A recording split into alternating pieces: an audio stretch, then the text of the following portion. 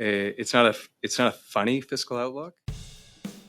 The Carney budget. Brian Lilly posted this. As we fret about the opposition Conservative caucus, Fitch issues a warning about the spending and lack of fiscal control by the Carney Liberal government and what it may do to Canada's credit rating.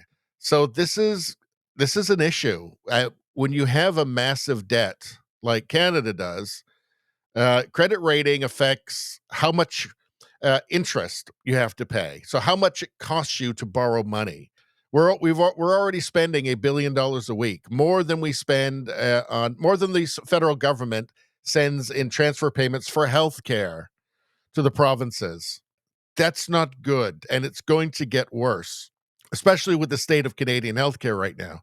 So here's Fitch. Persistent fiscal expansion underscores Canada rating pressures. Fitch Ratings New York. So Canada's proposed budget, announced in Parliament on November 4th, underscores the erosion of the federal government's finances, says Fitch Ratings.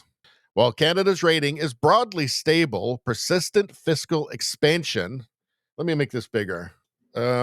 Persistent fiscal expansion and a rising debt burden have weakened its credit profile and could increase ratings pressure over the medium term. This may be exacerbated by persistent economic underperformance caused by tariff risks and structural challenges, including low productivity. Combined with sizable non-budgetary financing needs, mainly support of enterprise crown corporations, the higher deficits will substantially increase general government gross debt, which we forecast to reach 91.8% of GDP in 2025 from 88.6% in 2024, before accelerating to 98.5% by 2027, nearly double the forecast AA median of 49.6, going in the wrong direction. That's what that means. However, the Canadian government has a track record of upward deficit revisions. So basically that means that the Liberal government has a history of lying about how much debt it's racking up, with subsequent budget updates consistently worse than prior projections. Given that these rules are non-binding and prior versions have been ignored, federal finances run a high risk of further deterioration.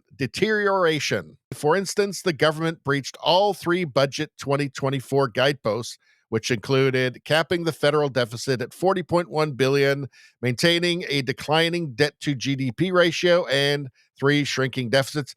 That means that you can't believe what the government says. So they lie. They make things up, or they're just incompetent. That's what that means.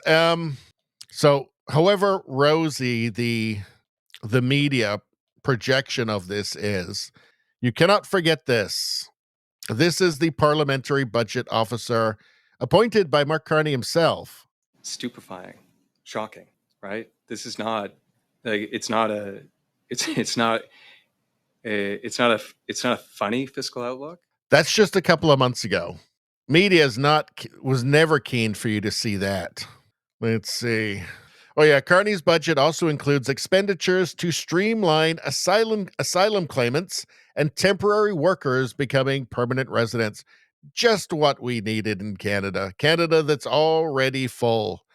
And it's only going to cost $120 million over 4 years. That's all. It's just madness. It's just, we can't take any more people. We're full, but on the hook for $120 million over 4 years to just guarantee it, to make sure that we fulfill our obligation to Klaus Schwab or the UN or something.